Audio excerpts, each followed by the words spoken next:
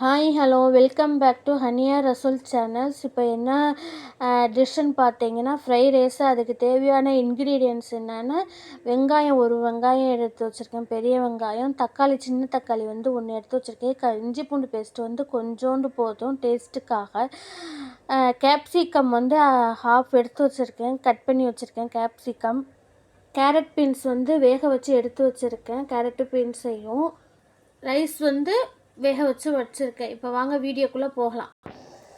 அடுப்பில் கடாயை வச்சு இப்போ கடாய் காஞ்சிக்கிட்டு இருக்கு. இப்போ வந்து நான் கடலெண்ணெய் தான் ஊற்ற போகிறேன். நீங்கள் எந்த எண்ணெய் வேணாலும் ஊற்றிக்கலாம், நல்லெண்ணெய், ரீஃபண்ட் ஆயிலா எது வேணாலும் ஊற்றிக்கலாம். நான் வந்து கடலெண்ணெய் தான் இப்போ ஊற்ற போகிறேன்.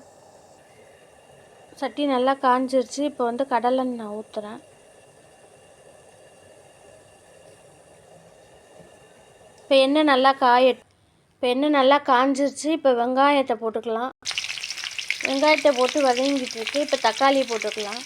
ரொம்ப வதங்குன்றது இல்லை, இது வந்து ஃப்ரைட் ரைஸுக்காக லைட்டாக வதங்கினாலே போதும்.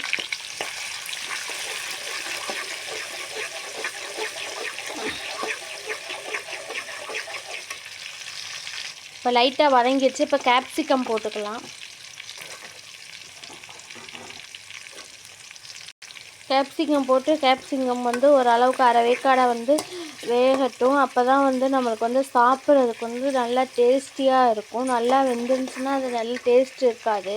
இந்த கேப்சிகம் வேகிறதோடையே இஞ்சி பூண்டு பேஸ்ட்டு கொஞ்சோண்டு எடுத்து வச்சுருந்தோம்ல, அதையும் போட்டு நல்லா வந்து இஞ்சி பூண்டு வாசனை போகிற வரைக்கும் ரெண்டுமே மிங்கிள் ஆகி ஒரே இதாகிடும். இப்போ ஓரளவுக்கு வதங்கிருச்சு. இப்போ வந்து கேரட் பீன்ஸ் வந்து பாயில் பண்ணி வச்சுருக்கோம்ல, அதை கொட்டிக்கலாம்.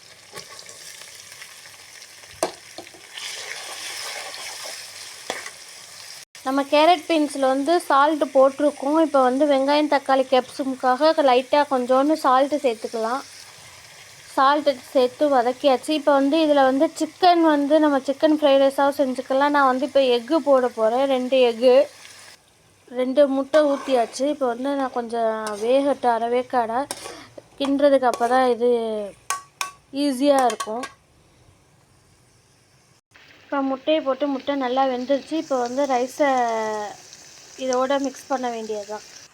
சுவையான டேஸ்டியான ஃப்ரைட் ரைஸ் ரெடி. இந்த வீடியோ பிடிச்சிருந்துச்சுன்னா லைக் பண்ணுங்கள், ஷேர் பண்ணுங்கள், கமெண்ட் பண்ணுங்கள், மறக்காமல் சப்ஸ்கிரைப் பண்ணி பெல் ஐக்கனை கிளிக் பண்ணுங்கள். அப்போ தான் நான் போடுற ஒவ்வொரு நோட்டிஃபிகேஷனும் உங்களுக்கு உடனுக்குடனே வந்து சேரும். Thank you friends.